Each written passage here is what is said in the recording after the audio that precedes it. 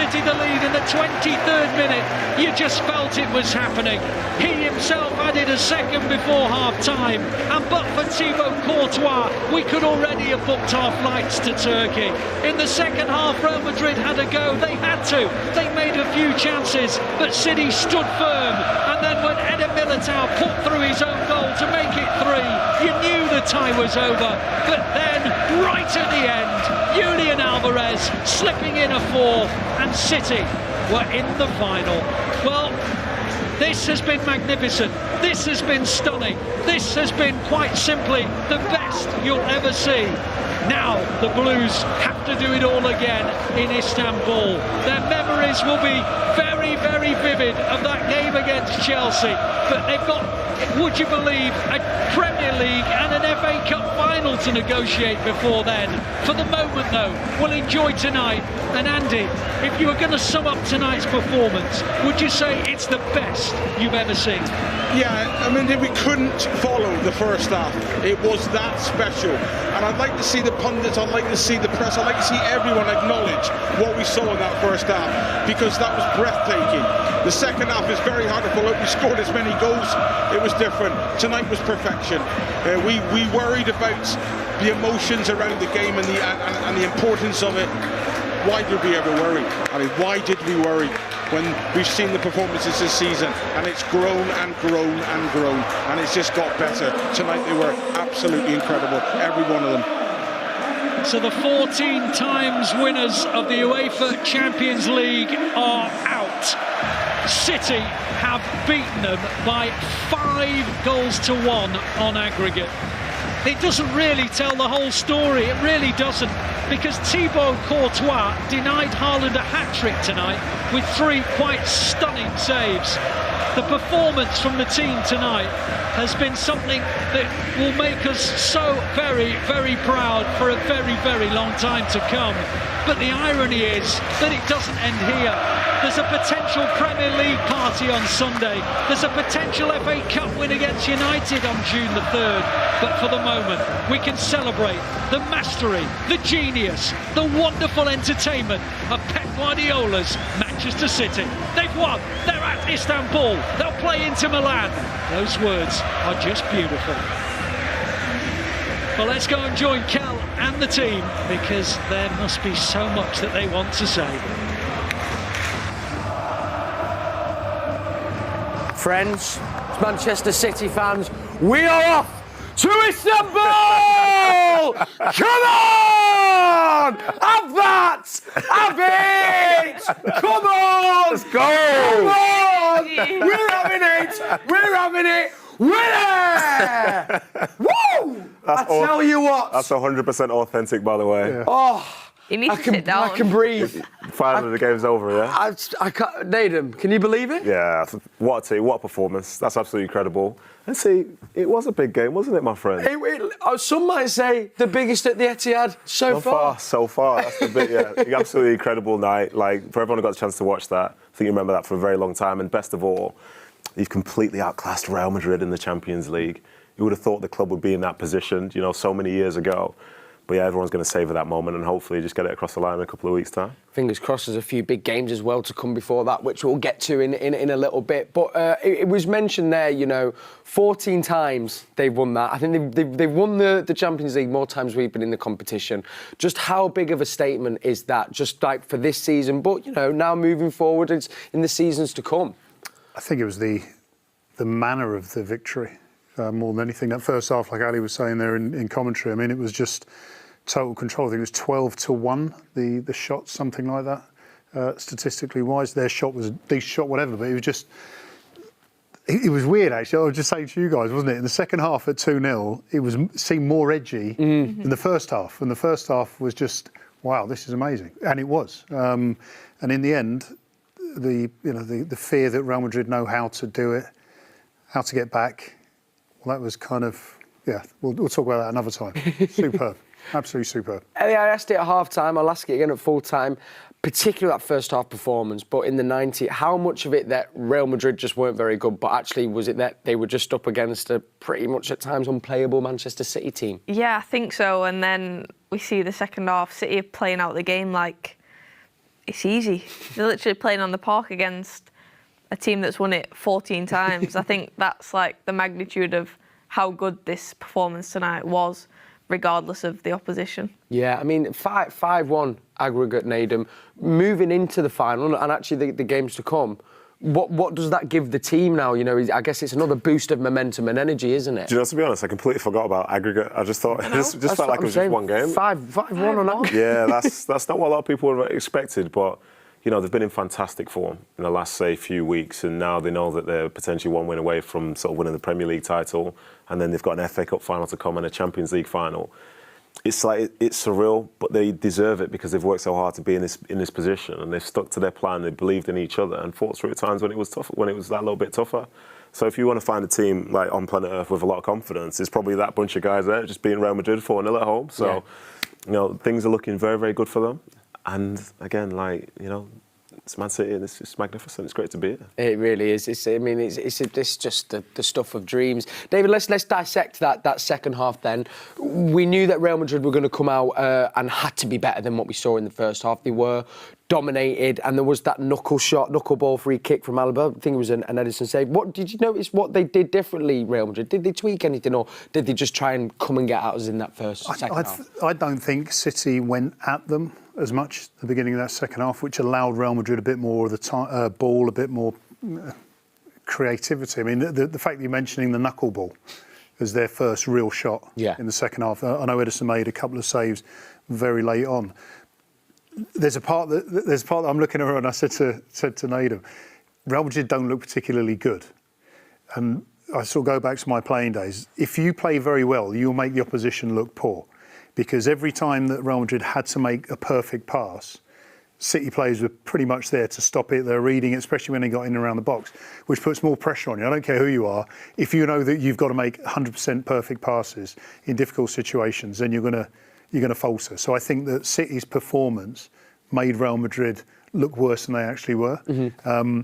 They stepped up a little bit, and in the end it was just kind of like, well, you're going to have your thank you, we're back in again. Yeah. I mean, we'll get onto the player of the match in a little bit. We were then testing at the goal. We had that Gundogan chance where I think he was surprised it made it through to him, couldn't quite work it out. And then there was another chance as well, of course, from, I think it was... Haaland one-on-one. Yeah, Haaland one-on-one. On another day, Haaland might have had a hat-trick. Given Courtois. Yeah, but hat-trick to Courtois. I mean, he made 3 incredible stops against Haaland, and I think Haaland's probably coming off thinking, how have I not managed to get a goal in that? But 3 incredible saves, really. Do you think it's fair to say, I mean, we're probably going to give a player of the match, I think we'll be in the stadium, we have Bernardo Silva possibly for his 2 goals, but, you know, there is an argument to say Courtois man of the match. It certainly could be, but, you know, we don't worry about Real Madrid, do we? Yeah. We don't. Also, Edison made 3. Yeah, this is true. Well, Good point. So. Yeah. Everyone played well, you know what I mean? Like, and if they didn't, it wouldn't have been as relatively comfortable as it became. And I think that's the key, because it was 1 or 2 links with them not working well. Like, Madrid's front line didn't work well today, so that has an effect on the midfield, which has an effect on the back line. Whereas for City, it seemed like overall they were just outstanding front to back. Front to back, every player on the pitch. And then we get to our third goal, which actually surprisingly was the Akanji header, but an own goal. Beautiful KDB free kick, David. Yeah, that was probably his only decent delivery from set pieces tonight. It was weird. You know, even the free kick. I mean, me and Nedum were saying, was he going to hit the front man low or something like that? Because his first free kick in the second half was a sort of grass cutter, which wasn't particularly good. But yeah, perfect delivery. I think Akanji caused all the problems there, because he's gone up for the header, and Militao, I think, sort of, you could tell by his gesture he was looking for a flick on. But everything was just right, and Courtois was, you know, what can he do? He's going one way, goes the other, and the ball obviously goes the other direction. I won't give Courtois man of the match, player of the match. He made 3 fantastic saves, but his distribution, again, talking about Edison. Edison picks the ball up, and then 1 minute it's 70 yards down the field, the next minute he's just playing out the back. No one knew where he was going to play it. With Courtois, he seemed to be under a little bit more pressure, which helped Man City put more pressure on them. So couldn't do anything about the goal, own goal, fantastic own goal, another assist for KDB. Yeah. Well, to be fair, if you look back, it does touch Akanji's head. So if anything, it'd be an assist for Akanji, not KDB. You're taking an assist. That would have been KDB's 6th assist in the Champions League. Okay, so it was KDB. That's my favourite player. It's his assist. I just walked back everything that I did. Cut that out. Let's go back to what I said before. Just quickly, Ellie, as well. I mean, after that goal, and there was the fourth goal, which we'll come to in a second, but you mentioned Ederson again, you know? I mean, even though it's 3-0, distribution, but the two saves there towards the end, so key, and obviously just shows the great form he's in. Yeah, it's hard as well because you're thinking, oh, we're cruising a little bit, and as a goalkeeper, you're always got to be ready for that moment. You can't really get too carried away with what's going on, and he was ready, he was more than ready, and obviously made brilliant saves. Yeah, he's in some absolute fine form. Again, perfect time of the season. Let's pause here in the studio. Let's go see what the Etihad is saying. FG is pitch side now with Andy Morrison. Manchester United, Queen's Park Rangers, and now Real Madrid at home. Andy Morrison and FG pitch side at the Etihad with 50,000 smiling faces. Andy, I'm losing my voice. The atmosphere was incredible. How big of a result is that? We're going to Istanbul. It's incredible, and the performance, you know, and I just think I'm so happy the fourth goal went in. It's a reflection of how good we were, because Courtois man of the match. You know, this is a 6, 7, 8 possible against the champions of Europe. So it's a phenomenal performance. I can't emphasise just how special that was tonight. The players have just left the pitch, or just leaving the pitch. The atmosphere, every single person still in their seats until the end. That was a demolishment of 14-time Champions League winners. It was, and the first half, you know, I said at half-time on the interview with Ali Man that that's the best 45 minutes I have ever seen from a Manchester City team. We ran all over them. Courtois pulled off save after save, and, you know, it could have been finished at half-time. We got the tactics right. It's just a special occasion. I'm lost for words because the Arsenal game, I didn't see that performance coming. I did not see that tonight. And, you know, I know that's nerves. I know we're always careful. We don't want to get carried away. You're always coming in apprehensive because it's Manchester City. But what we've seen tonight is special. Really, really special. And the players should be incredibly proud of that performance. And a statement to the opponents. We're going to be playing Inter Milan, who are obviously through to the final. They'll be watching this and they'll be thinking, how do you stop this Manchester City side? The second half, we dug deep. We were defensively very, very strong as well.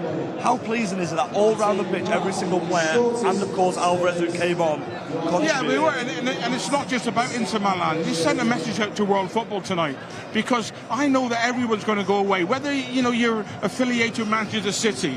Every man who understands football will go away tonight and say, we have seen something incredible, special tonight. You know, we ran all over them physically, tactically, emotionally. It was just too much for them. And, you know, I'm just, like I say, I'm so pleased that the scoreline reflected that dominance, because it wasn't a scrappy 1-0, 2-0 and just getting through. We ran all over the champions of Europe. What's it like for a player now? Because they'll go into that dressing room and they will know that on Sunday they have the possibility, the chance to win the Premier League. Is it just a case of this was just another result on to the next one? Yeah, it's going to be very hard to come down from tonight, but they will. Thankfully, you know, it's 3 or 4 days until Sunday. The manager, you know, they'll control that. I think there'll be very little time on the training ground. They'll just look at things, prepare, and go again, because it's the relentless nature of this team and the manager who demands every single game. And what we're seeing at this moment in time is special. We're going into a game on Sunday where we can win the Premier League. We're following up with an FA Cup final. We're then going to Istanbul. I mean, you've got to pinch yourself sometimes with exactly what's going on at this football club. Never in our lifetime was the quote from the Etihad Stadium. We've witnessed history tonight, and we are 2 games away. 1 for winning the Premier League, 1 for winning the FA Cup, and now a 3rd for winning the Champions League. What a season. It's been incredible, but the manager will calm everyone down tonight. They'll go home and they need to rest up, because it's not just the physical aspect. Emotionally tonight, it was such a big game. And then recharge your batteries, go again Sunday. Go again Sunday. We will see you on Sunday. Thank you for everyone watching Matchday Live. Let's head back to the guys in the studio. Thanks, FG. Thank you, Andy Morrison, as well there. Before we just talk about that goal, something that we keep coming to, Nedum, the particular first 45 minutes, is that the best and most complete you've seen of a City performance, especially given the manner of opposition? Recency bias is definitely a thing. I think I'm a specialist in that last 90 minutes, so, you know, I can think about the ins and outs of that. But it was spectacular because I think everyone was aware of, say, Real Madrid's strengths. They knew about the ball players they had in midfield, the aggression they have at the back, the forward line that they have. But each one of those ranks essentially did nothing. And as David said, if a team is playing well, it can make another team look quite poor. So for that Madrid team to look that poor, I think it says a lot about how great City were. Thought defensively they were really good. In midfield, they were always getting on the ball, trying to find the spaces to make a difference. Haaland was occupying people. And when you see the amount of chances that they were creating, it felt like almost a bit surreal. And I think that's the thing, David. Like when your team's playing well, they're winning, and it's like eerily comfortable. But it's the Champions League semi-final, and it's against Real Madrid. Yeah. But they were so good at that's the feeling that existed. They stuck to their plan. They were exceptional with it. And yeah, as far as 45 minutes go, what would you, like we said to David after time, what would you say when they've just put on that sort of performance?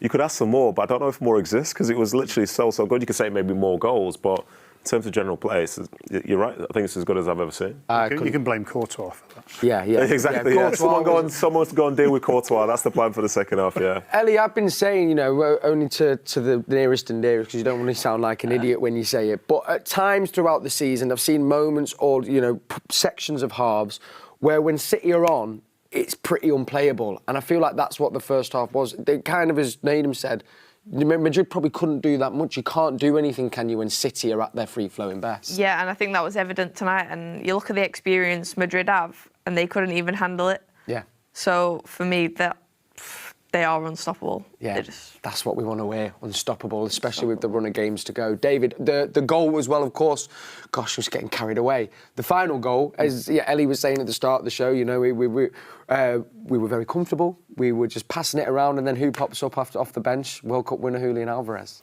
Yeah, I'm sure this wasn't preying on any of their minds during the game, but Bernardo Silva became the second highest goal scorer in the Champions League for City this season, with his 2, overtaking Alvarez. So when Alvarez goes on and scores, he levels up now. And it's just one of those things, you can imagine somewhere in the change room afterwards, they're going, well, I'm level with you. In Argentina, I can't speak Argentinian. But you have to admire Phil Foden's pass. Yeah. It's just, again, the quality of the player coming on. Alvarez's finish is great because it's one-on-one, but Phil Foden is kind of like, you have it there without anyone knowing I'm going to do it to you until I've done it.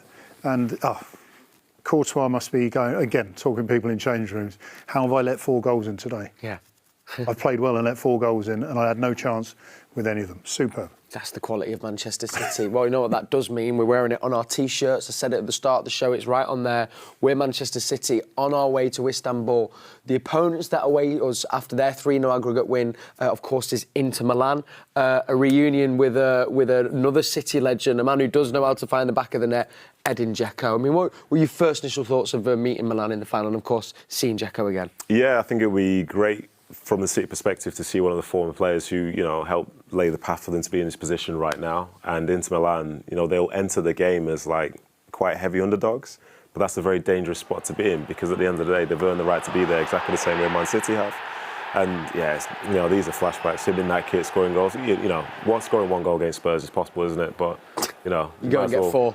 Was it 4? It was 4. That's not too bad, just is the cash. It's not too bad at all, is it? And, as far as that 93-20 game went, he scored a pretty important one as well, did he not? He did indeed. 2-2, so he's an iconic player for the football club, very much loved by the fans, by the players who are there alongside him, but hopefully he has a terrible game should he play in the final in 3 weeks' time. Couldn't agree more. We'll be relying on Akanji and Ake and Stones and Diaz to be keeping him, and Martinez as well, who had a brilliant champion. Yeah, they're a good side. They're a good side, and they're playing a very different style to Real Madrid. I think they sometimes focus on the 3 at the back, and it'll be, to be honest, more of a tactical affair. But if City play anywhere near like they did in that first 45 minutes, it won't be easy. But there's a reason why they'll be entering the game as favourites.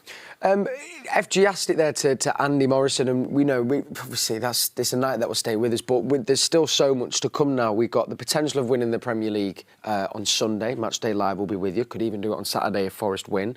Then we've got an FA Cup final, 3rd of June against Manchester United. Then a Champions League final. What will be the chat now, and how do you go about coming down from this high and tunnel vision again back into the job at hand? We spoke about it then, and I think it's actually the perfect preparation for the big games, the Champions League final. But I think the fact that you've got these really highly competitive games on the lead up to that is only beneficial. It'll keep the training standard high, keep the internal competition as good as it's been all season, and then you've got big games to look forward to, and the best way to go into the Champions League final would be winning the Premier League and then obviously winning the Cup as well against your rivals, which is even nicer. Yeah, that would be special. And also we know, David, Pep is also very good at keeping players focused just on the next game and not getting carried away. That's going to be so important now, isn't it? Yeah, and then again, it all depends on how the narrative of the season was sold to the players. I think we talked about it before. If you sell the treble, then one game can upset the whole season. Whereas if you say we've got 3 competitions that we can win, and like tonight, it's fantastic we beat Real Madrid, but we thought we were going to beat Real Madrid because we're better than them. It's not such a high pedestal to come off. And like Ellie said, and I think that's the key thing, the league can be wrapped up before the weekend, before they play, or after. It might be the week after. The league is going to end up with Manchester City, but the cup final is the week before the Champions League. So that last competitive game is a nice focus to make sure that there isn't any lowering of standards leading up to it. So, yeah, I have to say, I feel for 1 or 2 of the players, I don't know which ones they are yet, who are so close to being involved in the final. But when I saw Erling Haaland and the way they gave him the Guard of Honour after breaking the record the other week, I don't think any of the players who won't figure will care too much. Yeah.